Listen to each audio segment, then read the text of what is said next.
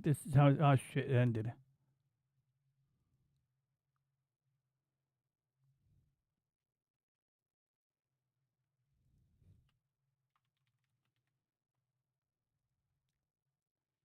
Right, so I tried to finagle this one, guys. I tried to like make it I tried to make like a part one and part. I tried to make it like resume the existing stream, but looks like we just gonna have to label this as part two. We're also gonna update the thumbnail because I don't want the VStream logo there. So give me a second. I'll get the chat back up right now, and we'll resume the streams. I'm pretty sure this is a completely independent stream from the first one. What's up, Wade?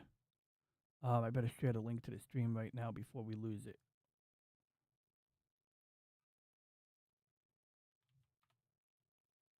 Here's the new link.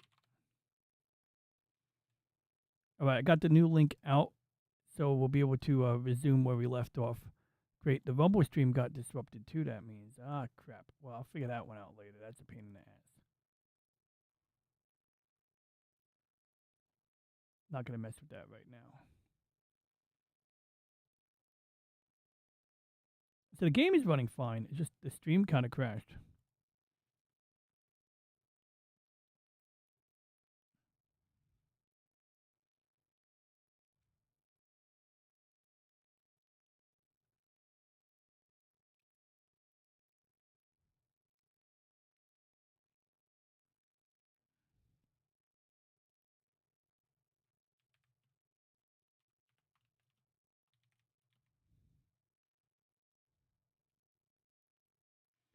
I basically crashed OBS. That's all that happened.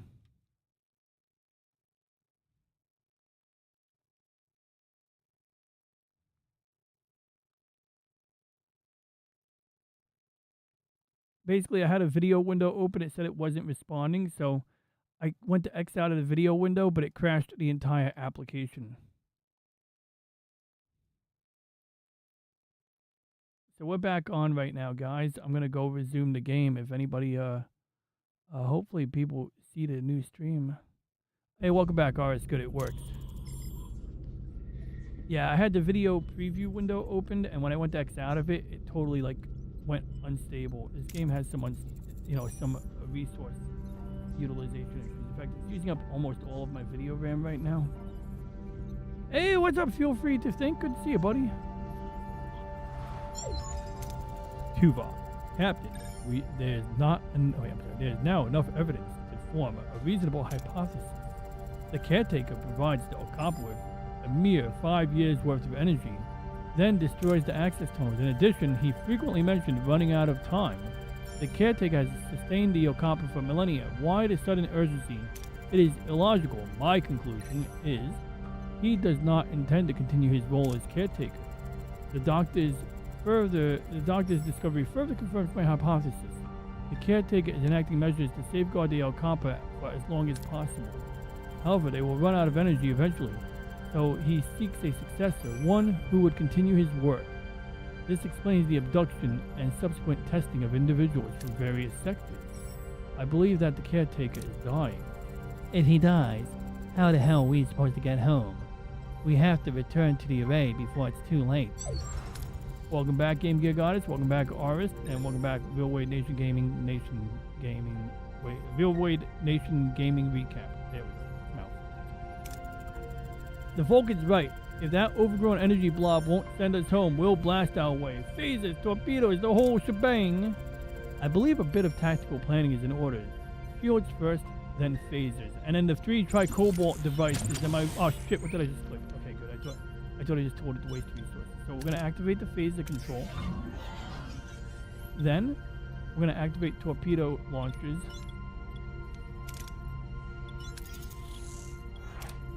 Then we're not going to fix the holodeck because we can't. We're not going to add life support because we can't. We already lost 2 crewmen. It's all right. And we got 200 slots so we don't need deuterium yet. So let's let these 2 things work. Repair and activate torpedo bay. So I told it to repair the torpedo launchers. It'll take 4 cycles. So let's see what we can do in the meantime. So we can't really do anything, but I guess we could bide time. So let's go check out the Talaxian Baxial freight. Wait, is that literally Neelix's ship? Or is his a Baxial class ship? And his ship is called the Braxia. And he got his sister. What was his sister's name? She had a name like Braxia. I think it is Braxia.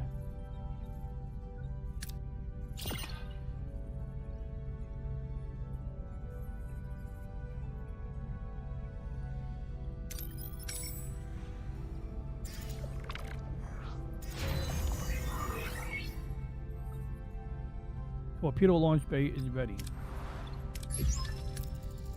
Our offensive and defensive capabilities have been restored, Captain. Actually, I don't think they have been. Verify functionality. Oh, I get the fire phases. Yeah, let's do it. Excuse me, sir. This ace pilot knows more maneuvers than Starfleet can throw Greek letters and numbers together. Epsilon 5. It's true. They always use Greek letters. Gentlemen, enough. Tuvok is right. We need to test our combat systems. We lack a sparring partner. You have one. Our ship. Yeah, let's blow up his ship. Seriously, Chakotay?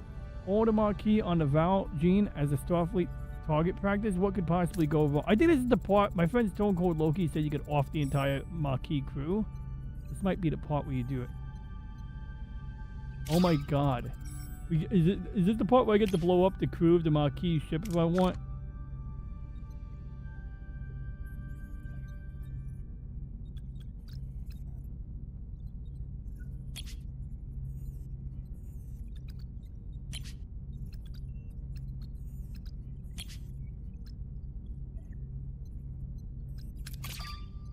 What are your orders, Captain?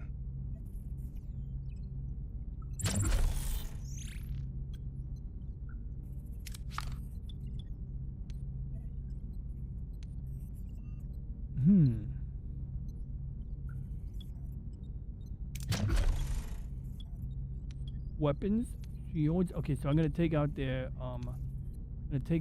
shields, I guess. Moving to attack the port side, Captain.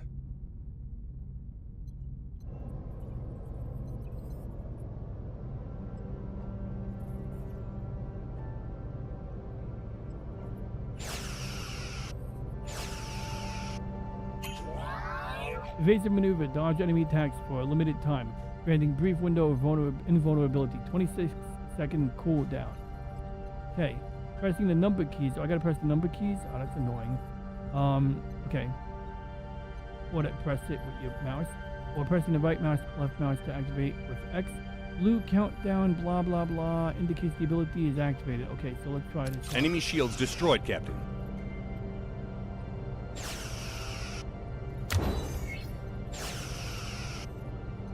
Yeah, so cooldown is 3, 2, 1. Ability ready, Captain. Enemy shields destroyed, Captain.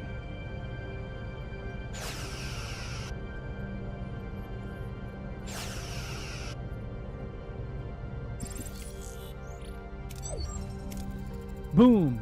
That's how it's done. Not bad for a temporary guy, huh, Tuvok? Your methods were unconventional. However, the objective was achieved. An acceptable performance. One more thing, Captain. Whatever awaits us at the array, the Val Gene should be in support position for Voyager. All right. We'll have the transporter room standing by in case their crew needs an emergency beam out. Let's show this quadrant what we're really made of. Right, how much deuterium do I have? We got more than enough. Right, so let's go find the array. Where's the array? I don't see it here. It's definitely not here.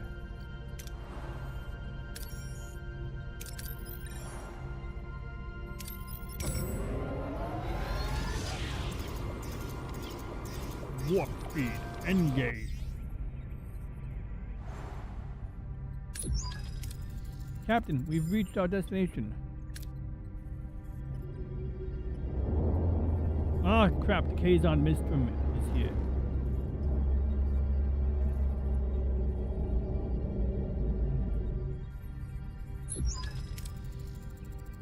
It seems we were expected, Captain. The Kazon. It's Kazon. It's the Kazon. The lead ship is hailing us.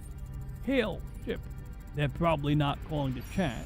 I'll have our Marquis Raider manned A Maquis Raider. Yeah, I think they have one Maquis Raider. It's an auxiliary craft. It's like a fighter. You'll have support if this turns into a fight, Captain. Excellent idea, but let's see what the Kazon have to say first. My hair is dirty. I have not washed it in ages. That's what he's gonna say.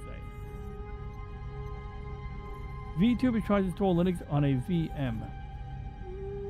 Yeah, actually, might be feasible.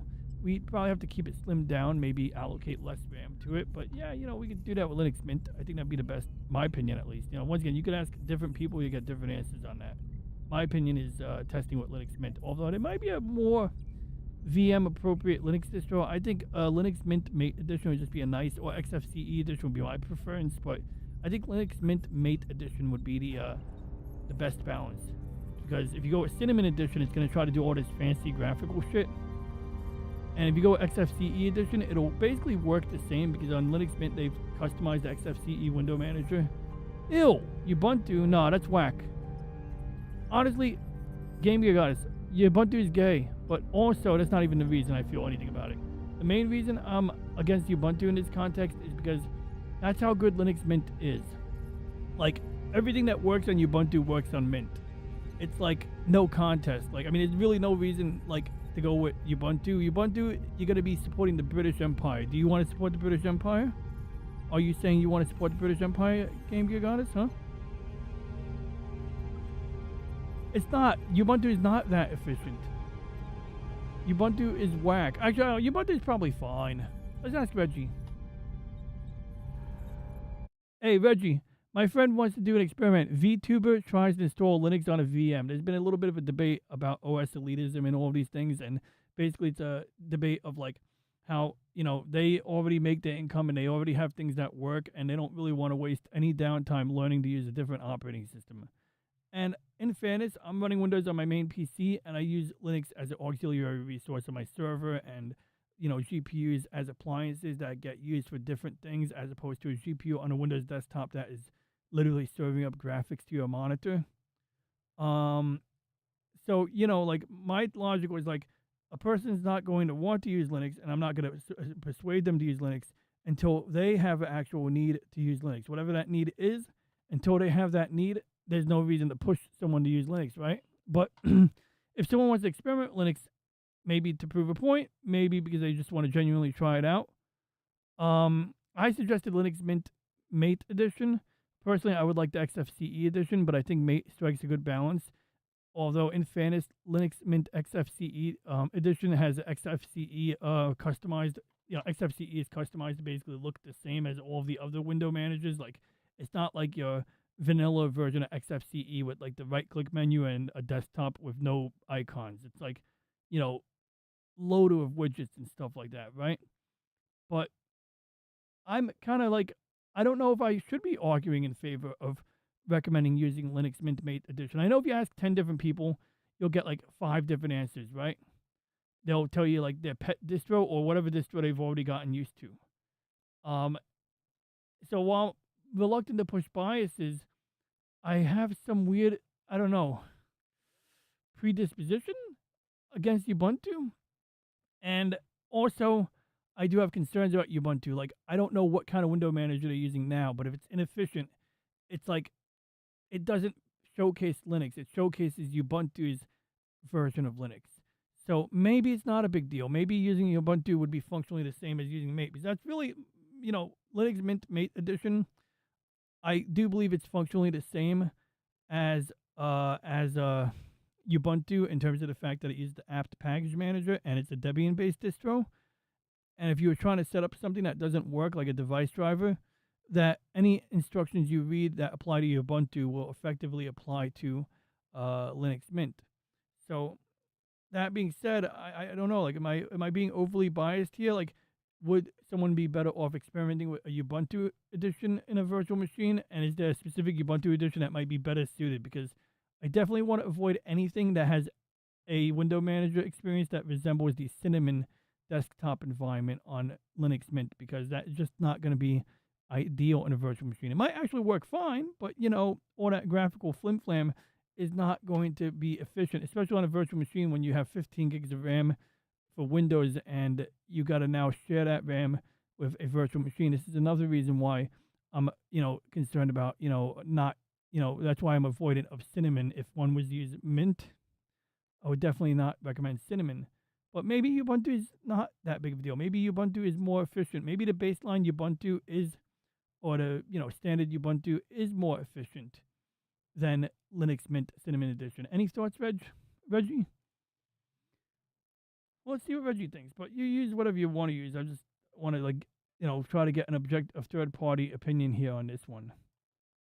My WinXP VM works fine. Well, my WinXP VM works fine too. Although I haven't needed it. Like you show me DirectX Window. In some cases, that eliminates me from needing to use the XP VM. Last time I used the XP VM was to run. No, actually, last time I needed to run something, I had to run a Windows 98 VM. You remember that Star Trek game? RS misses XP. And Snow. Ubuntu is a good learning Linux platform. I really don't think it's like a radical difference. Like, I think they're both fine learning platforms. If anything, I think Mint might be a better learning platform, but that's only because I've learned so much using it, and I learned a lot on, using, I did learn a lot. Oh, I got 2 VTuber avatars. I need to fix that. Let's fix Reggie.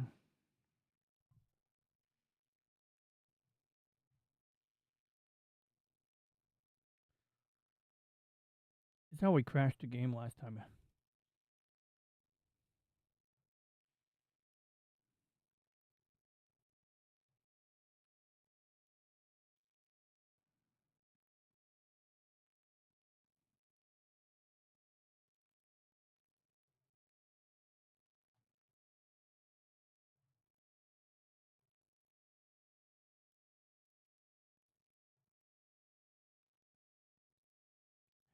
I think they're in the wrong places here.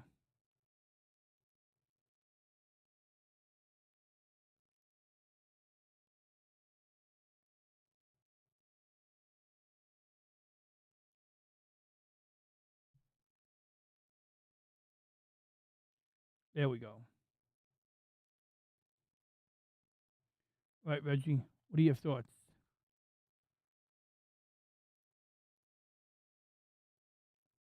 So getting back to the chat real quick while we wait for Reggie to, fire up. Captain, Reggie reporting. Your reasoning is actually very sound. You are not being especially biased. You are thinking like an engineer who wants a clean experiment instead of a religious debate. First, your premise about Linux adoption. You are correct. Huh, wait. That's gotta be, is that incomplete? Wait, what? Why is there so much? Most people only move operating systems when one of 3 things happens. Hey, They what's need a up, specific Robbie? tool, they need performance, benefit. That is why many professionals run Windows or MacOS on the desktop while Linux runs servers, containers, and appliances. Now about the VM experiment. For a virtual machine, the priorities are different from a real desktop. Low overhead predictable behavior, easy driver support, familiar UI, so the user can focus on learning Linux. Cinnamon is not extremely heavy, but it does assume GPU acceleration and more memory than lightweight desktops. Linux Mint Mate Pros, very stable traditional Windows-like interface, low GPU requirements, good for people who dislike GNOME-Con, slightly less common in tutorials, smaller ecosystem than Ubuntu Linux, Mint XFCC, friendly, extremely stable, acceleration sometimes awkward inside a VM. Now here is the interesting part. There is an Ubuntu flavor that fits your requirements almost perfectly. Oh, you got it, Robbie. Ubuntu that is Ubuntu with the XFCC desktop. It gives you. Another good candidate is Ubuntu Mate, which behaves very similarly to Mint Mate. Linux Mint XFCE, extremely comfortable desktop 3. When people argue about Linux distributions, they are usually arguing about desktop environments, not the operating system. Underneath. So if someone tries Linux in a VM and dislikes it, the problem is usually the desktop environment, not Linux itself. If the tester wants something that feels extremely familiar to Windows users, Linux Mint Mate. Either one will represent Linux well without wasting resources. And your central argument remains correct. Linux should be adopted when it solves a problem, not when someone wins an argument on the internet. End of line. But yeah, it was it's just Robbie. Good to see you, man. Thanks for dropping by. And yeah, I actually borrowed Reggie. The idea, the inspiration for Reggie is actually my friend LCX and her co-host known as Lexus. So I got the idea from Lexus, and yeah, I figured like it'd be cool to have a talking robotic co-host styled in the visual style of Lee J Matsumoto's Galaxy Express 39, and that's why he looks like a conductor from a 1979 Japanese anime.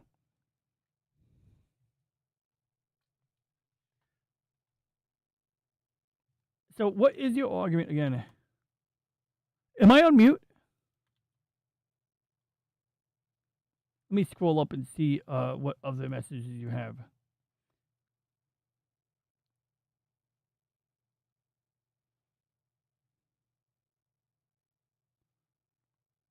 For dev work, I prefer Apple. I just SSH into all of the other boxes. Yeah, that's valid, Snow. That's one of the things I liked about Apple was how like you didn't even have to install a third-party terminal. It was already there. And if you ever had to do any work in the directories, one thing cool about Apple was it is a Unix environment. Like, so if you're a customer using a Linux or Unix environment, it was nice being able to like do things in the terminal on an Apple machine. It made it less of a toy because Apple is a damn toy sometimes, right? Oh, to each their own. One of my nodes is going to be the best WSL. Oh yeah, Balthazar. I plan on working on him tomorrow. So Windows subsystem on Linux, I don't use it often, but when I do use it, I'm using it through here. Like this is Claude Code. So those 9/11 pictures I had, I basically decided to take all the metadata data from the images and put them in like a text file because what I'm going to do is I'm going to use another script to put this into a Photoshop. I'm going to make a template in Photoshop, and I'm going to put this next to all of the 9/11 pictures because it's a historical document resource. So anytime someone goes, planes didn't crash into the World Trade Center, I'm going to be like, I have pictures that were taken by a first-hand source, and they're time-stamped. All of the pictures have a correct date taken, more or less correct. This is actually day after 9/11, 9/12/2001 at 8:33 a.m. So the aftermath, basically, after the buildings fell. And the more relevant stuff is like you got resolution data here.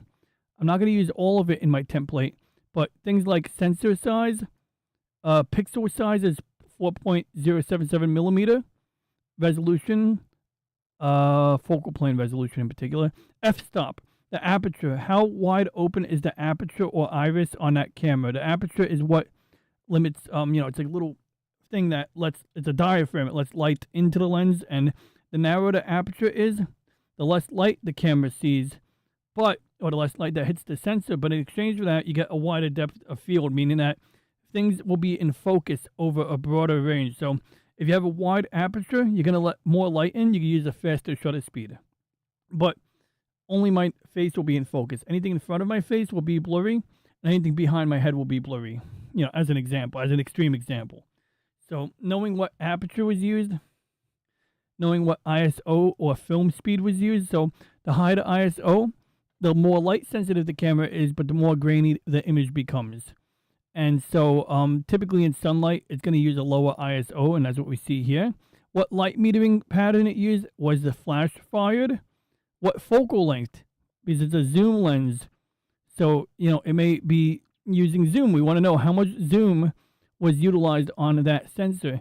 This is very, in my opinion, important forensic data when proving to someone that there's a jet engine on Broadway and Houston Street. Because that's literally what I was trying to argue. Last time I argued with someone about the jet engine on Broadway and Houston Street, they go, oh, I see a sanitation truck in the background. Maybe that truck dropped the jet engine off on that corner. Hey, what's up there, Ghost Pet Shop? Thanks for the like. So you guys get the idea. But when I use Claude Code, this is Claude Code. That's what it did. I told it, hey Claude, I have some pictures in a folder. In fact, we can scroll up. You can see it actually edited those text files. So it shows you what lines it added and what lines it deleted. And I gave it very plain English instructions on what I wanted to do. And I'm still working on it. So I'm not done yet, but I'm pretty much, I got the basic work done. So you can see like over here, it's using Linux commands, bash, cd, which is like the DOS command cd change directory, and it is cding into this folder. It's extracting data from all of the files in this folder, and it updated all of the text files, and it saved a number of files, 18 of them apparently. I said, I apologize. I should have been clearer. I want all of the fields that are populated. Since all of the pics are from the same camera, they have the same EXIF data fields populated. Can we redo the text files to include it all? Feel free to overwrite or append. And then it goes, you're right. Let me update the script to include all of the populated fields. I'll overwrite the existing text files with the complete data. And then it says found 113 files. So I gave it instructions earlier here. It ran into trouble. It then fixed whatever issue it encountered by correcting whatever command it was using. And you can see it says, like, I can see you have 115 JPEGs from a Fuji Fine Pix camera dated from September 11th to September 14th, 2001. Let me create a plan for extracting the EXIF metadata, and so on and so forth. So that's sort of like what happened there. Have a good game, Oris. Let's play a little more Star Trek Voyager, and then we'll wrap it up soon. Oh man, that guy's hair is dirty.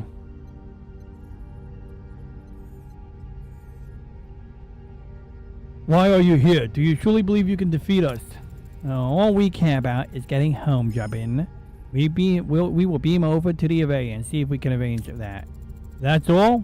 After your display of firepower, we do not fear you, but we are not fools. We have no dispute with you. Then leave. The array is ours. This is absurd. We have no intention of challenging you.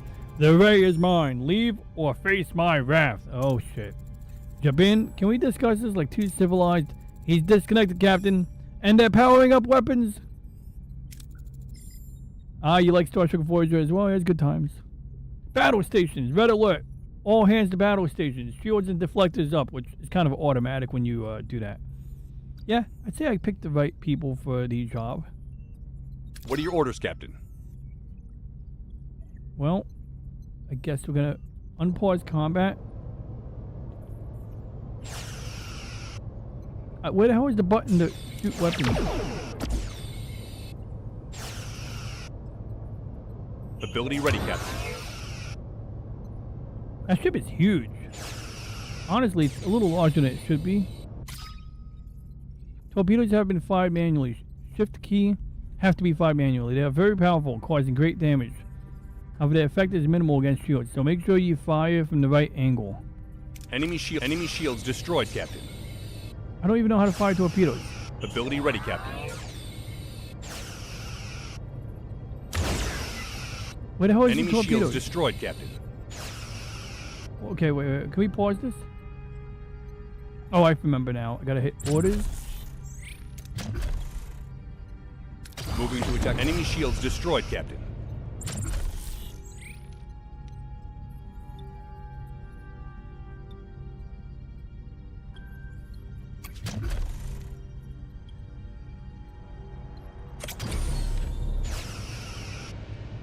Enemy is surrendered, Captain.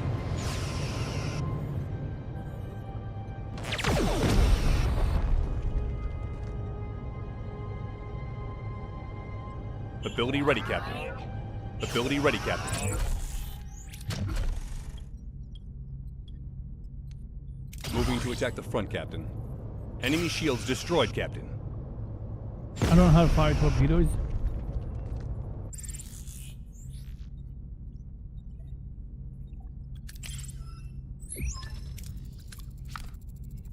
That went better than expected. Our radar is still in good shape. I'll keep it close by just in case more Kazons show up.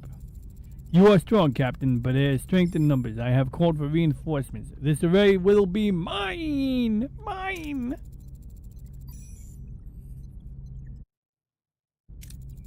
Well, aren't you persistent? We need you to send us back where we came from. Impossible. I barely enough strength to complete my work. I must protect El Campa. I don't. The Kazon will steal their water. They won't be able to survive. You dragged us into this. You need to send us. Captain Jabin wasn't bluffing. His reinforcements have arrived. I could try to access the array's transport system to transport us to the Alpha Quadrant, Captain. No. I'm fading. Time is up. If you leave, the array will be left to the Kazon. They will annihilate the Ocampa. You must destroy it. Don't listen to him. We'll be stranded. Please protect the Ocampa. He turns into a turd. He's gone. Captain, the Kazon are closing in. Shall I try to access the primary control system to send us back? So we're gonna do what they did on the TV show. Your choice has consequences. We've never asked to be involved, but we are. I won't trade the lives of the Ocampa for our convenience. Lieutenant Tuvok, ready the tri-cobalt devices. Yeah, they got 3 tri-cobalt devices for dealing with the Maquis. About to use them to nuke this, to glass it. Whatever they're gonna do, they're gonna just blow it up. What are you doing? The array is our only way out of here. You can't. I can, and I will. Tri-cobalt devices ready, Captain. Fire. Fire. Oh, this is gonna be great. Oh yeah, yeah. Oh. Go on. We'll find another way home, I promise. Who do you think you are, making that decision for all of us? It was the right decision, B'Elanna.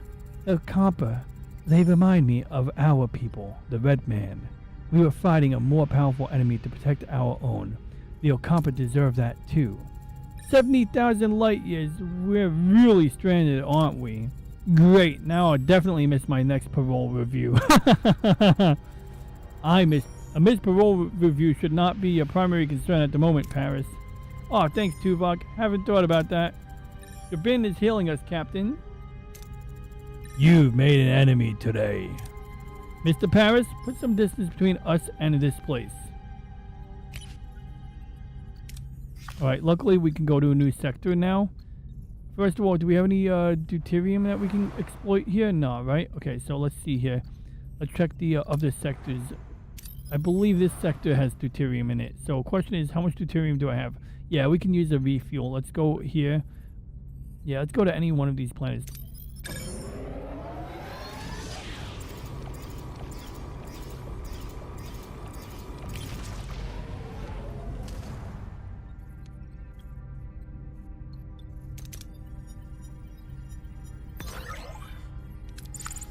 There we go. We're fully stocked on deuterium. Well, we're not fully stocked, but we got plenty.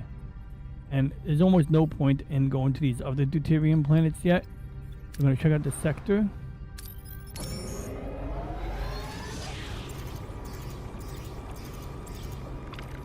The crew is unhappy about the broken promise, Captain. 4 crew left Voyager. Where the fridge did they go? Where the hell are these? Where are these AWOL crew members going? Because frankly, I think they should go into the brig. And actually, Joseph Frost's ghost warned me about this. Joseph Frost was like, dude, like, I can't retain crew for crap. Like, he didn't say it like that, but he basically said in so many words, he can't retain crew. So let's see what we can do about that. So I think if we exploit some resources in this system, we can probably fix the holodeck. So let's see what we got here. We got more deuterium, more deuterium. We got some science stuff here. We got what looks like duranium, but it could be, yeah, I think it's duranium.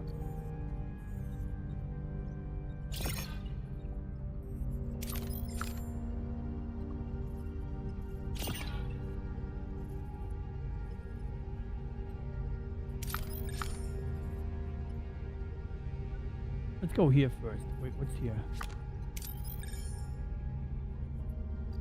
So we're like completely full on duranium right now. So let's see if we can figure out some science.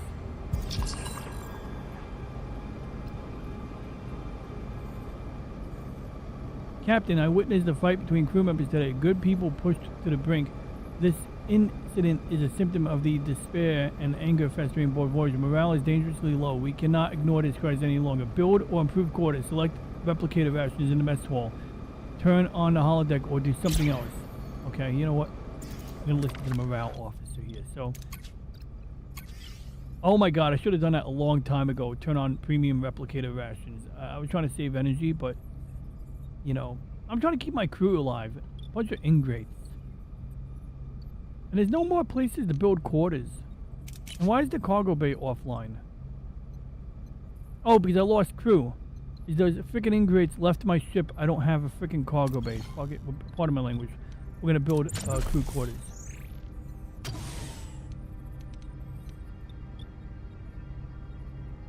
We can't turn on the holodeck.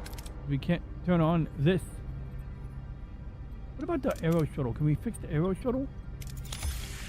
Let's fix the aero shuttle bay.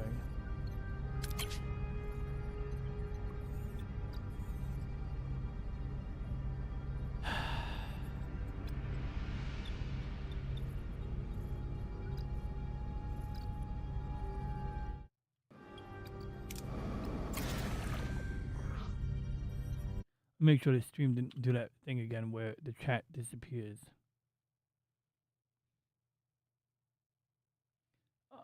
Okay, good. The chat's still alive. Good. We'll wrap it up soon. We'll go raid Aris. Right. Perform a passive scan. Conduct a detail analysis. Alright, good. I got some science points.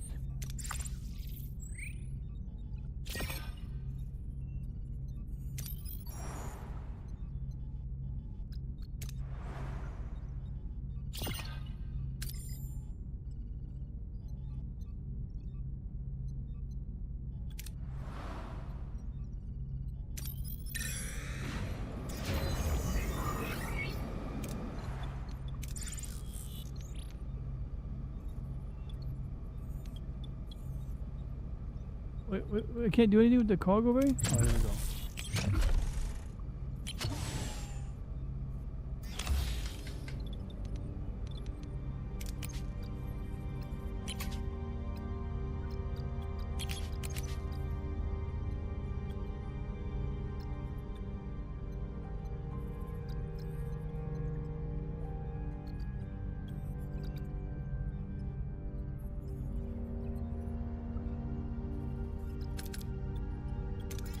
Okay, it's gonna take 13 cycles to research building real crew quarters. So far I've been kind of playing it like a little loose, or you know, not even loose, just I haven't been building real crew quarters.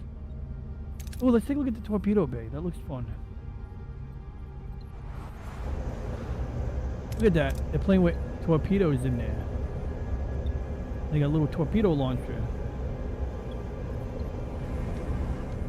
And they got more weapons up here too. Got torpedo parts everywhere, photon torpedoes, antimatter warheads. Right. 70,000 light years, 70,000 light years from home. It seems we're in this together, Commander. Your decision didn't win you any friends. Kazon, Marquis, and Starfleet, but I respect you for it. Their anger is justified. But we have more pressing concerns. 2 crews, on one ship, stranded in the Delta Quadrant, fighting for survival. I know a thing or two about survival. The Marquis are motley crew. Motley crew, isn't that a band? We had to learn to put our differences aside and work together to coexist. Coexist, huh? Well, Commander, I'd like to offer you the position of Voyager's first officer. First officer? You're willing to trust the Marquis with that responsibility? I'm learning to adapt. This is a new beginning, a chance to forge a new path together.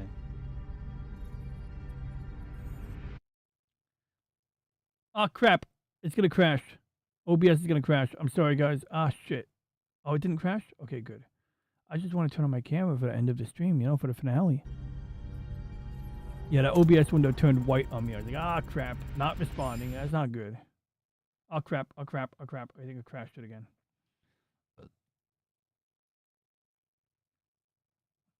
Okay, we got this. So apparently if you have to interact with another app, you gotta minimize the game. Well, that's what we wanted to discuss. We'd like to go with you. Before you say anything, Captain, we both very much want to be part of your journey. I can offer you so much in this sector, Captain. Need a guide? Supplies? contacts, and a cook? Oh, you haven't lived until you tasted my Angla Borsk. But more than that, Captain, I can be your morale officer. Keep those smiles bright on this long voyage. I have a feeling you'll need that. A guide, a cook, and a morale officer. That's quite an offer, Mr. Neelix. And Kess, what about you? What do you hope to gain from this journey? I want to see the galaxy. There's so much out there I don't know. So much to explore and discover. Perhaps this journey could help me understand my telepathic abilities better, learn more, develop them. But also, I want to help. After the doctor cured my wounds, I realized I want to help people too. Maybe I could learn from him, assist in sickbay. I think the doctor would be glad to have you. Very well then. Welcome aboard. And Kess is, by the way, Kess is 2 years old. I don't know how long an Ocampa year is, but she's 2 years old. So this guy's dating a 2-year-old. All right, just for the record, he's dating a 2-year-old, guys. Captain, you might want to see this. Looks like we've stirred up a little trouble in a good way. Unexpected guest. A sudden distress call reveals Voyager victory over Jabin sparked a mass escape from the Kazon slave camp. Janeway wastes no time ordering the desperate survivors to be beamed aboard. Neelix is surprised to find another Talaxian who is captured while exploring the Ocampa landscape. Gratefully joins the growing crowd of survivors, actually, seeking the doctor's care. Well, good. At least he can earn his pay for the week. All right, everybody, listen up. Deliver speech about overcoming differences. Unite as one. Deliver speech.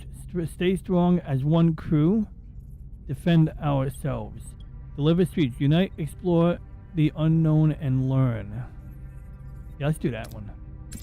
We're alone in an uncharted part of the galaxy, ripe for scientific discovery. We face the unknown with open minds, eager to explore and learn. To survive, we must work together as one crew. Continue speech. Chart new territory, seek solutions. Explore, but duty calls us home. Explore, but fight our way home. Chart new territories, seek solutions. Explore, but duty calls us home. Let's do that. As the only Starfleet vessel in the Delta Quadrant, we'll continue to explore. But our primary goal is to find a way back to the Federation. 75 years is unacceptable. End speech, adapt, overcome, reach home. End speech, never give up, find a way together. End speech, analyze, innovate, and find a way home. Yeah, let's go with that, but that's pretty much what they end up doing. We'll search for advanced civilizations, wormholes, anomalies, any breakthroughs that can shorten our journey. We will analyze, innovate, discover. Somewhere along this journey, we will find a way back through a Borg transwarp corridor. That's my prediction. Well spoken, Captain. Mr. Paris, you've proven yourself a skilled pilot and a valuable member of this crew. I hereby appoint you as our flight control officer. For the first time in my life, I don't know what to say. Perhaps a state that you'd like to embrace more frequently from now on, Lieutenant Paris. Man, the Vulcans and their frickin' jokes. Like, he'll say it's not a joke. He'll just say it's like a matter of fact. But he's got a these Vulcans sneak in a sense of humor once in a while, just like our AI friends, right? Lieutenant Paris has a nice ring to it, don't you think? Hey, Harry, I bet your promotion is just around the corner. It's not. It's not. Oh boy, imagine me becoming a captain one day. He does become a captain one day in a different timeline, but he's pretty much an ensign for the entire freaking show. Poor guy. They must have had to jump him like 3 ranks after returning home. Very well, gentlemen. As your first officer, as your first official act in your new position, Lieutenant Paris, set a new course. We're flying home. Caretaker completed. Leaving the sector will cause all active missions to be cancelled, and all heroes marked as unavailable to be lost. Well, we'll stay here for now because I'm going to just save my progress. Morale went up 100 points, so that gives me time to figure out what I'm going to do about my cargo bays.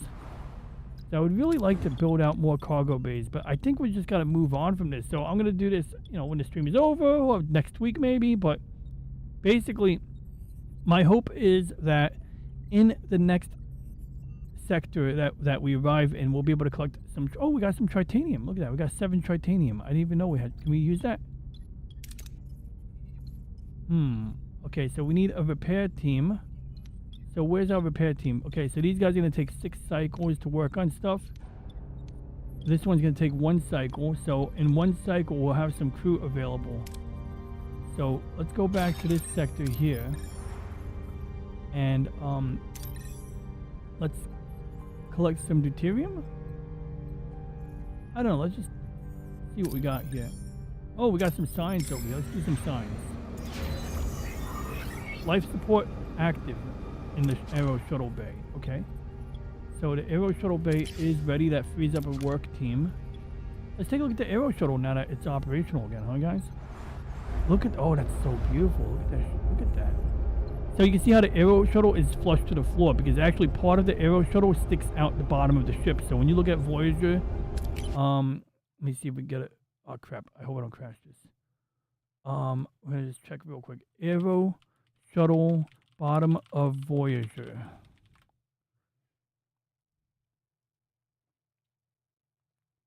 All right, so right there, see that shape there? In the show, they never used the aero shuttle, but there is some CGI test imagery of it flying. In fact, we can actually find a video of that. It's actually a video from Foundation Imaging. Aero, oh look, a space shuttle launch abort. I'm gonna watch that later.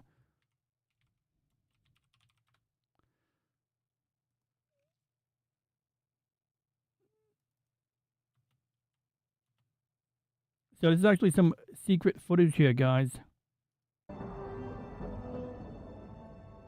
This is some found. Shuttlecraft, you're cleared for launch. So see that? Look, see how it's ejecting from the bottom?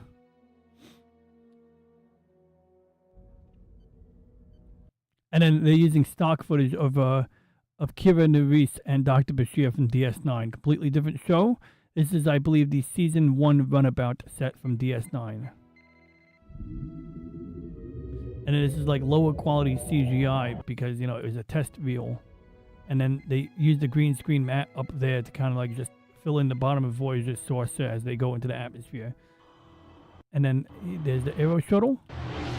And it's got these big, bright engines, which is not typical of Star Trek exactly. And as you can see, it's designed to be an atmospheric craft.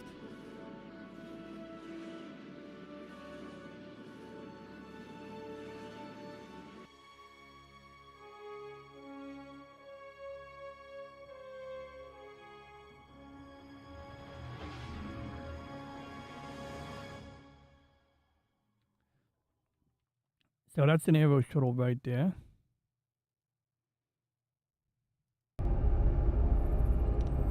I lost the chat. Let me get the chat window up so I can make sure you read it. There we go. But yeah, so that's the inside of the aero shuttle bay apparently. Apparently it's a larger room than we thought. I don't know what those things are. They look like shock absorbers or something. Variable gravity area. And you got work crews doing stuff to the aero shuttle. So what's cool about this game is you get to play with the aero shuttle. We got a shuttle bay back here that needs some repair. But it's going to cost me 5 of these. I guess they're tritanium? Yeah, tritanium. I'd really much rather just bring up another deck's worth of life support. But it's going to take me 35 tritaniums to do it.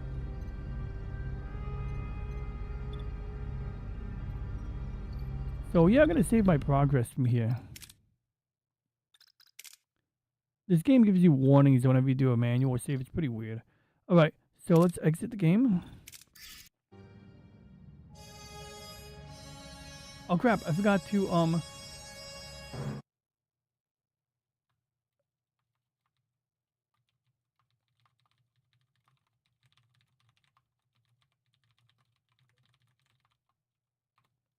so in response to Game Gear Goddess, we do have to see what Reggie says from before. I know it's like an old topic, but let's see what Reggie has to say here. I honestly don't remember like what the thread was, but let's go for it.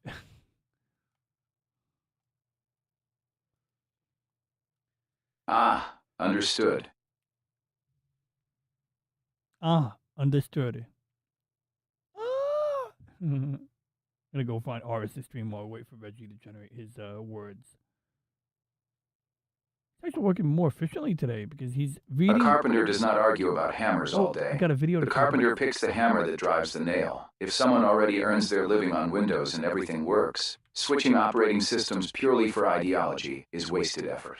The time investment is real. Learning a new environment takes hours, sometimes weeks, but experimentation is still valuable. A virtual machine is the perfect way to do that because it carries zero operational risk. The person can explore Linux, see how package managers work. If they discover a workflow that Linux does better, then they have a reason to adopt it later. And if they do not, switch operating systems when one solves a problem the other cannot. That mindset produces engineers instead of operating system tribalists. So this is a cool video, real quick, from the recent work happening in Iran. Oh, there's two scenarios. So one of them was where it almost went south because they thought he was an Iranian pilot, and the other video is a female pilot who had a very good experience, as good of an experience as you would expect in the Middle East. See, Reggie understands. Yeah, he gets it. He gets it. I get it too. Nice and clean. Wait, what did he say? Actually, wait. What's nice and clean? Damn it, I can't search that.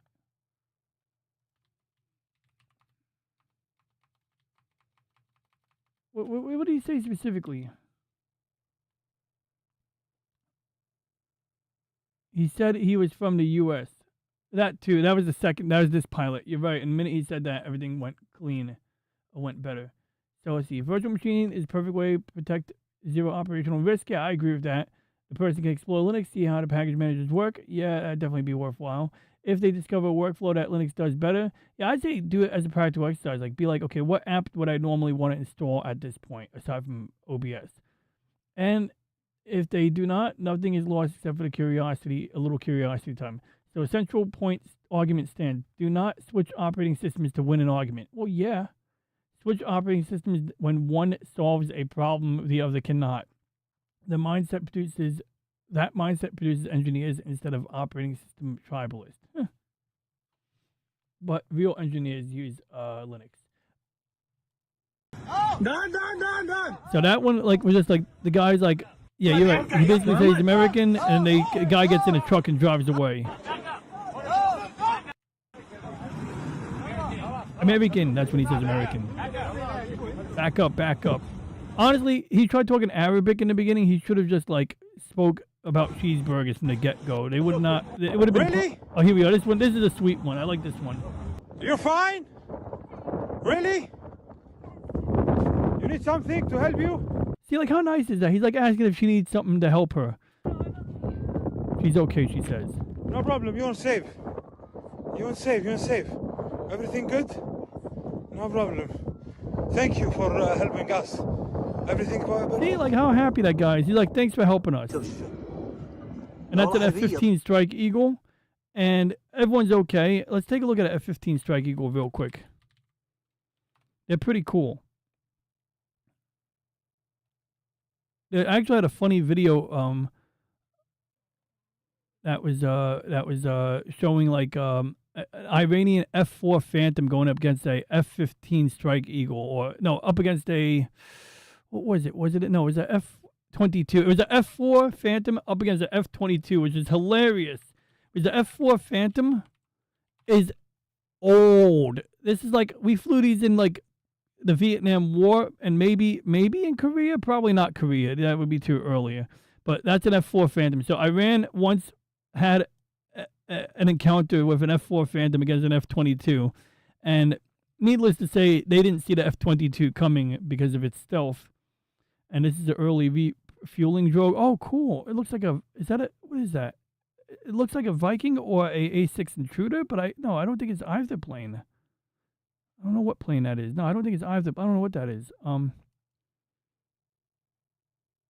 That's dropping ordnance. That looks like a little periscope for the bombardier or radar display. That looks like an early iteration of the Blue Angels. That's Yeah, over Vietnam. That's one that took damage and still came home.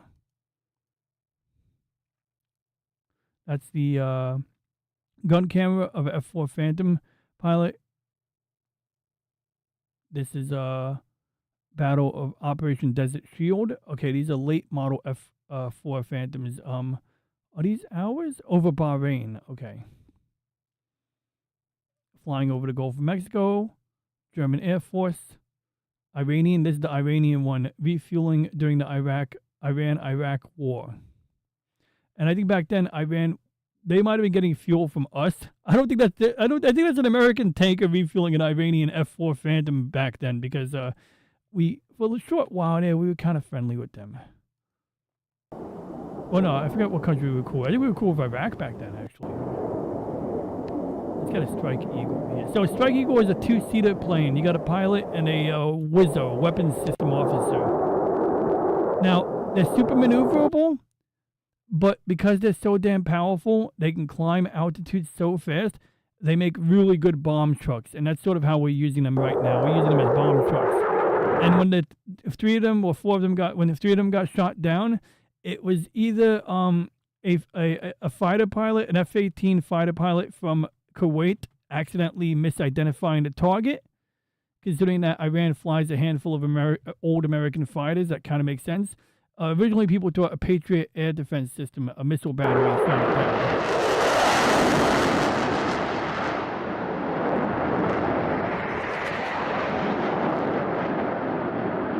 And they're flying pretty low there.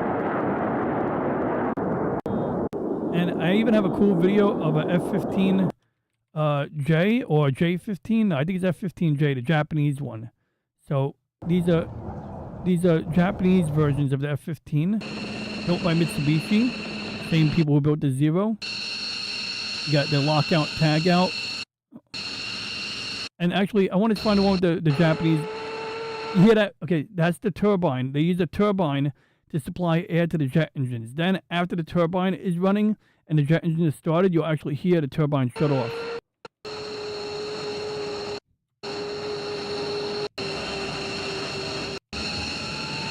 There we go. Now the engines are starting.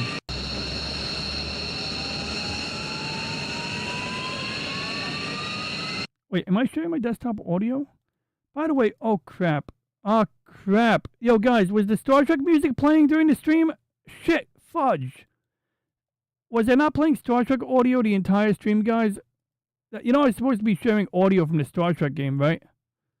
Like, right here.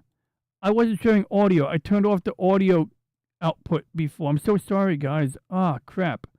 I'm so very sorry. That's probably why my friend thought the game sucked. I'm really, really, really, truly sorry. I wish I remembered to check that after disabling it. Really, damn. That sucks. That burns.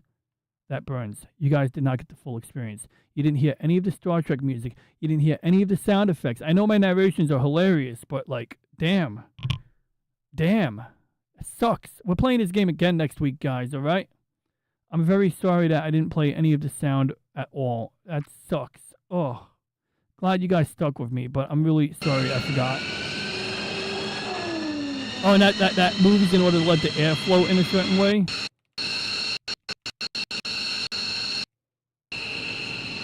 And then these are the cowlings. I think they make a cool motorized noise sometimes. Let me see here.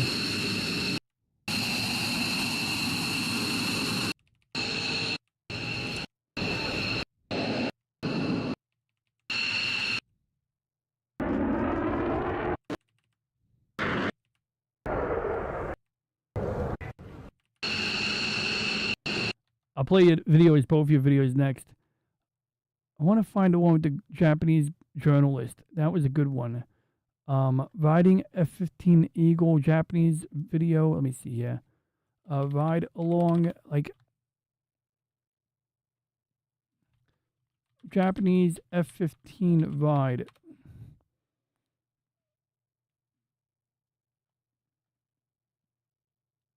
Yeah, I don't even know how to find a video. The title was in Japanese, I think. So I'm not going to find that video, am I? That sucks.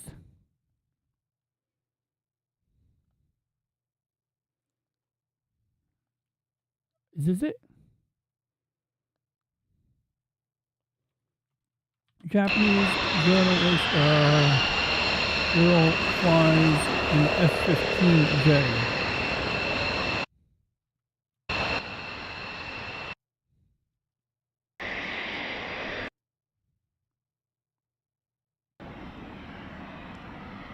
That's actually a very good video. That's 60 frames a second.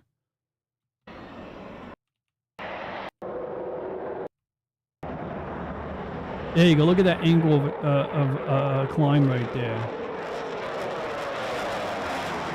But yeah, I'm not gonna find that video. But let's go check out those other videos here. I mean, unless I can find Misa Matsushima became the first female fighter pilot. No, that's not her. I mean, that's not the video I'm looking for.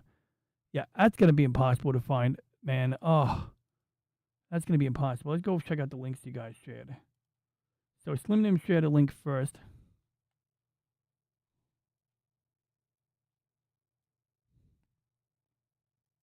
In today's episode of Thank God I'm Good at Fixing Forklifts, we got this here fella. He's got this big tank, and for some reason this valve is clogged up, so he's got to do a hot swap on it. So there goes the old valve. Oh, cool! And Top Gun thing. We jump it over, get a better angle on the thing. Should probably take your hand from the front of it, a little less splatter in the face, and we're screwing it in. Turn the valve off. Mission accomplished. Holy cow, you're covered. If it makes you feel better, that's not poo. Oh, and I'm only telling you that to make you feel better. It was the old valve, and we jump it over, get a better angle on the thing. Should probably take your hand from the front of it, a little less splatter in the face, and we're screwing it in. Turn the valve off. Mission accomplished. Holy cow, you're covered. If it makes you feel better, that's not poo. And I'm only telling you that to make you feel better. Now, if this were me, and it would never be me, I'm stripping down to my underwear. Definitely losing the rodeo belt. Definitely losing the headset. Just me in my underwear with a guy standing by with a garden hose to hit me with it once we're done. At the end of the video, we see a tank marked Spray King. I beg to differ. That's just Spray King right there. Now, was there a better way of doing this? Maybe. But I'll be damned if I critique a man covered in poo who just completed a task. There you go.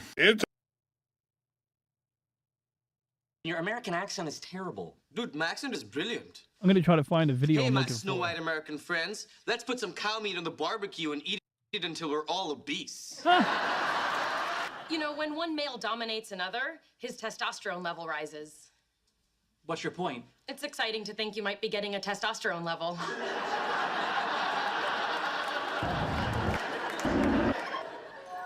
Ooh, my friend Steven just played the word act for 18 points. That's right. I call him Steven now.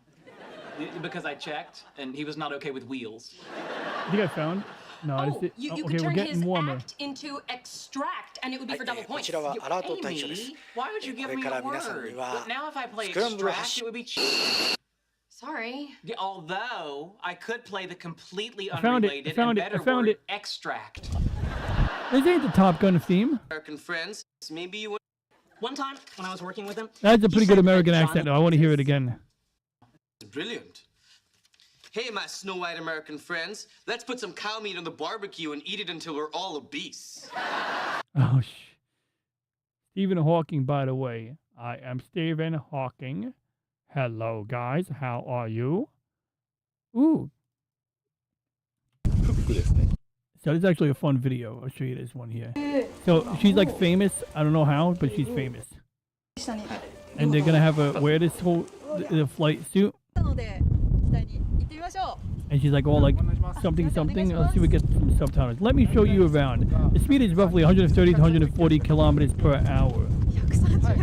Yaksan? Wow. Oh, this is cool. So these are the back of the engines. These things actually can open and close. So at high altitude they go wide. At low altitude they go narrow. Ikari Nihigo. Wait. Ikari Nihongo. Is that her name? That's a fuel tank. That's a ordnance veil. I think he even slaps the fuel tank. Let me see if he slaps the fuel. He's gonna hit the fuel tank. 叩くとですね、燃料がたくさん入ってる音がすると思いますけど、いっぱい満タン入ってますんで、音が重いというか。確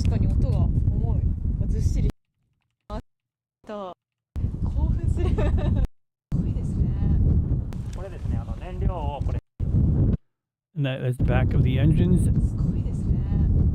これですね。はい。ここからまあ燃料が重すぎて。That's a fuel dump line if they're too heavy to land.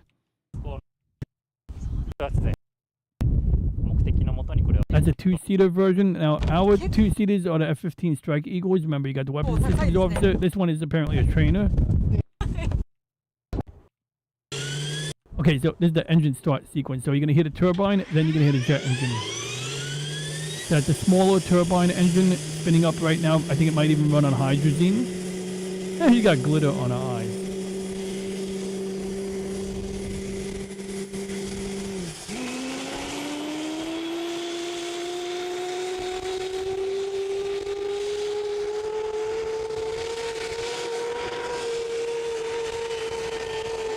Now you're hearing the jet engine, the high-pitched whine of the actual jet engines instead of the turbine.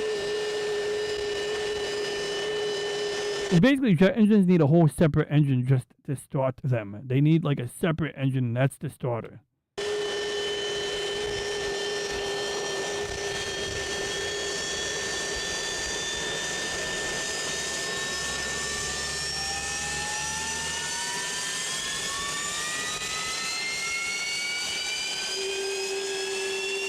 Now the turbine's turning off. See, it got quieter. That's the turbine shutting off. Apparently they're using wired headsets. They're about to switch to radio in a moment, I think. They're still wearing... You can see that guy's got a cable. Now they got to pull out the tags. See, they get little red tags. I don't know what exactly signify, but I guess they... Like, the idea is that the pilot gets to verify that you removed all of them before you go. Before he goes.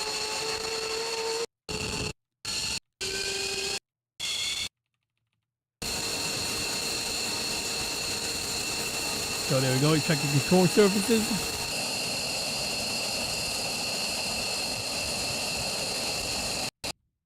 Oh, this is cool. They're gonna do this. Oh, this is great. Watch this. They're gonna make a cool zipping sound, I think. Make the zipping sound. Do it. Come on, I want to hear the sound. Yeah.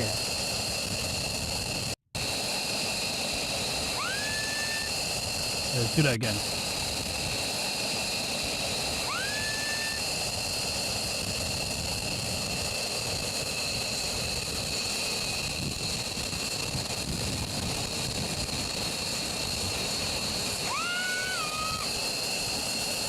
The best.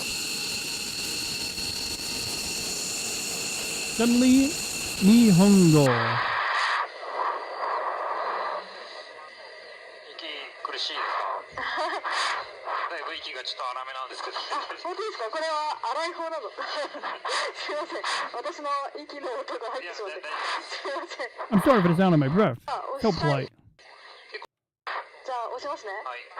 Now you gotta press the button that pressure. So basically, she just pressed the button that puts air pressure on your legs. So there's like balloons in the legs, so that if you're under a high G maneuver, it squeezes the blood so that the blood doesn't rush to your feet. It keeps the blood in your head. G-suit prevents ischemia of the brain by constricting the lower body. The suit itself is constructed like a pair of pants and is connected to a connector in the cockpit with a hose. When excessive G-forces are applied to the pilot, compressed air is automatically pumped into the suit to compress the lower body and reduce blood loss. I was so surprised. LOL! It bulges for like 3 seconds.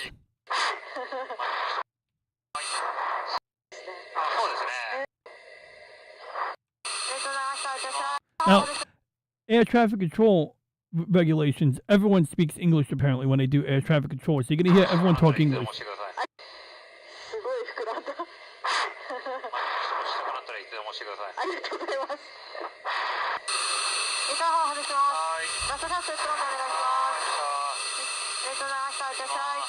Oh, they're talking Japanese, but when he talks to the control tower, he's going to talk English.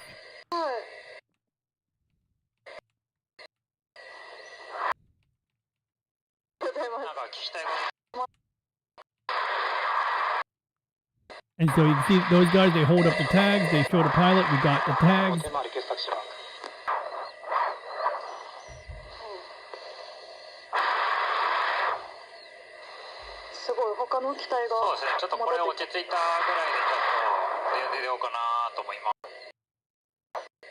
F2 is a Japanese F2, which looks a lot like an F-16. I think it's a custom design. They actually had to make a deal with, I think, what was it? Which company was it? Grumman? One of them, Northrop Grumman or something, to make their own custom version based on the design. Like, they kind of innovated the radar on it, and then we got some technology out of it. Oh, here we go. Viking waifu. Mumbo, Viking, request taxi.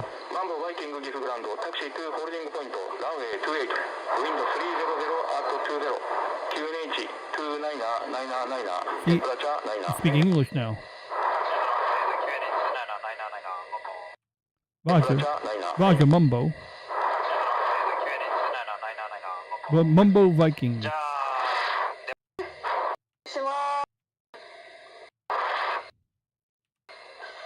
Gotta get a taxi.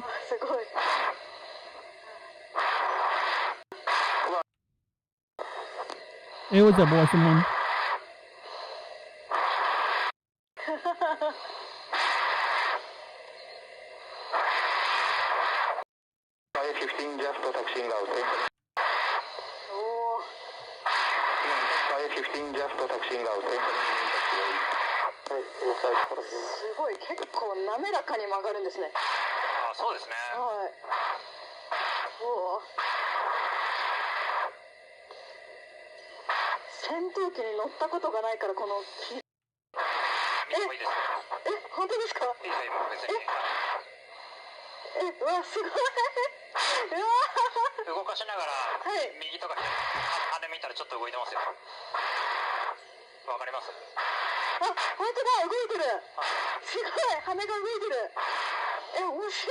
She's controlling the stick.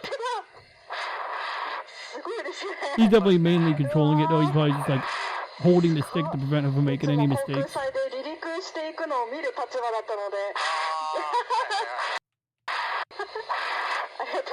I was like, what the fuck? She's at WTF. When you're running, the maneuvering is done with your feet. So they got the rudder pedal is supposed to control the wheels on the bottom, I believe.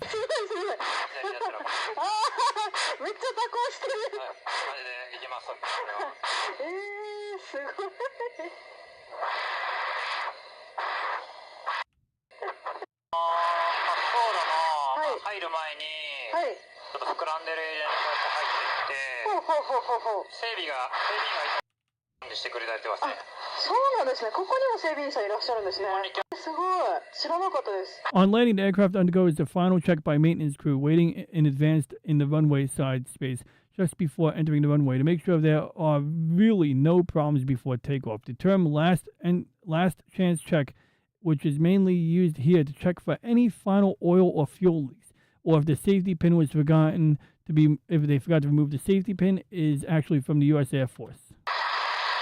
Okay, so we got a process they adapted from us.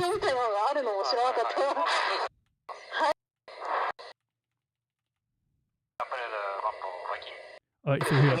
Viking simulate departure approved. So he's gonna do a simulated departure. They're not actually gonna leave the ground if you guys expect them to go flying. He's just gonna get her. Simulate departure approved.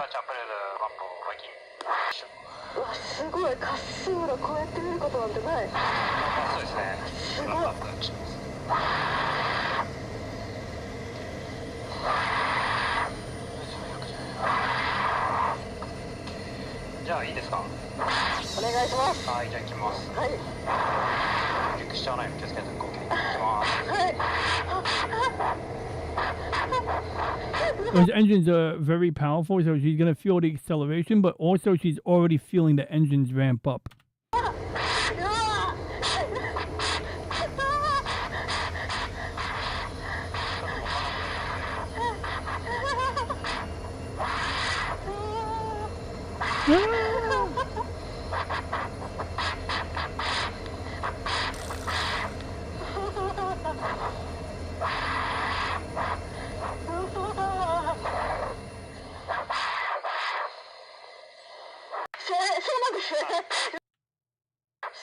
I'm going to do one more.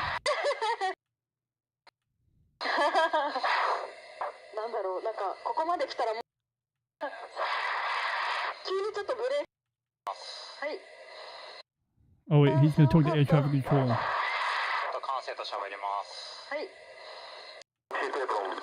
Viking, Gifu, taxi to Apron Mundo, Viking. Okay, I'm going back. I really hope you take the proper test to fly next time. Department on left, say hi. Wait, did he not do the high speed? That was it? I thought I remember it being a little more theatrical.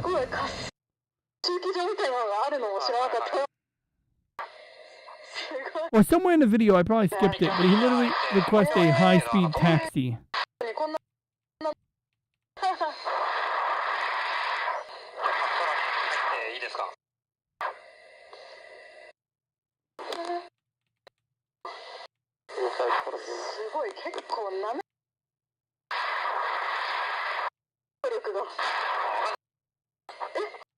Yeah, I don't know. I must have skipped that part. Simulate departure, blah, blah, blah. Yeah, I just remember there was a part where I literally heard the guy say high-speed taxi. So yeah, that's what happened there. And then there's where the engine oil and all of that shit is, and they can check the pressure, etc., etc. So yeah, it basically wraps it up, and I think they're going to drain the fuel, or they're going to prepare the plane for a real launch now. Fire rescue, somebody called for an allergic reaction? Yeah, I called. I guess he accidentally ate some shrimp inside of a dip and obviously had a reaction.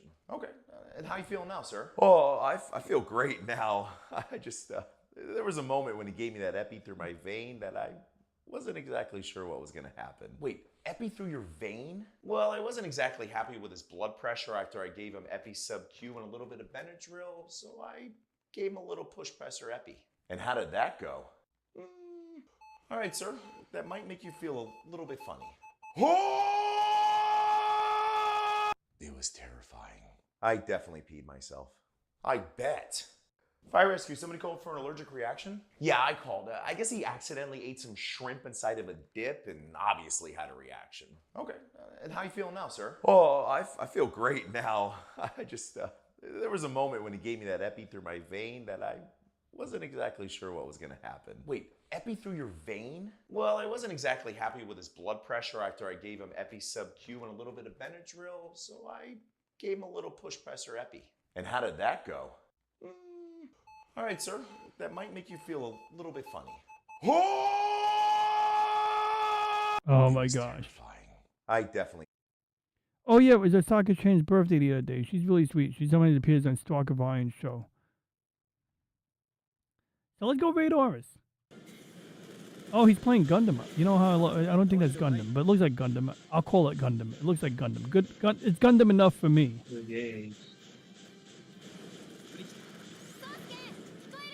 But seriously, yeah, I get like allergic reactions to shrimp only sometimes.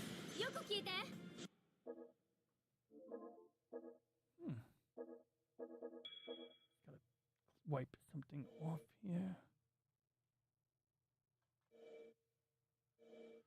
Alright, let's raid Oris. So, I'm going to put him in the chat window here. Raid Oris 218. So yeah, had a great time playing Star Trek Voyager. I apologize for not putting the audio on for the game. I could hear the audio the entire time, guys. I don't know about you guys. In fact, there was a period of time you could hear the audio by accident when I had the desktop audio enabled. But once I turned off desktop audio, you weren't hearing the virtual audio cable feed. So, yeah, well, I'll keep that on the checklist for next week. Probably explains why some people might have found the game boring. Change my but anyway, I thought the game was pretty interesting. It could be a bit of a drag at times, but I think it's a pretty straightforward game, and I'd imagine the game would be a lot more difficult in you know, survival mode, which I'm in no rush to try out yet. But if I do play in survival mode, I will probably take a shortcut, which involves, I think, letting the Maquis crew go. And basically doing a bunch of shrewd moves that don't involve doing the right thing. Because on Star Trek Voyager, they often have to, you know, make a decision, do the right thing or get home sooner. And most of the time they do the right thing because it's like, you know, morality and all of that stuff, right? So with that being said, I do believe LCX has a stream tomorrow. And I believe Orc War Chief Reviews will be in on the action, so that should be a good time. So if you guys want to check that out, this is, in fact, we already got a link here. Oh, shoot, look at that. There's already a link on L channel, so let's go get that link here. So yeah, tune into LCX tomorrow morning, 11 a.m. at 11 a.m. At least 11 a.m. my time. And you can see Orc War Chief Reviews. The topic, subject matter apparently is something about Dungeons and Dragons. Getting started on Dungeons and Dragons with a veteran, Dungeon Master, Orc War Chief Reviews. I told you to quit it with Call Lightning. And then I guess that's a D&D thing. I'm not really familiar with D&D, but apparently that's a D&D thing, guys.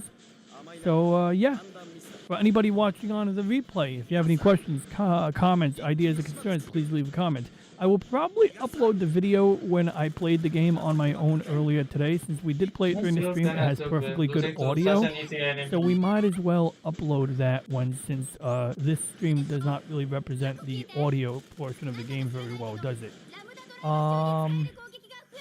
It's a two-part stream because of the time I crashed OBS mid-stream. And with that being said, if anybody watching on the replay has any questions, comments, ideas, or concerns, please leave a comment. Please consider liking and subscribing if you haven't already. And for now, we shall hereby end transmission. Oh, I forgot to thank everyone. Yeah, I do want to thank Slim Nim, Awesome One, Lewd Gamer, Overrated Pro, Game Gear Goddess, Renee, Ghost Pet Shop, It's Just Robbie, William, and Real Wade Nation Gaming Recap, as well as Feel Free to Think. There were also other people, including some person who tuned in for part 1 of the stream.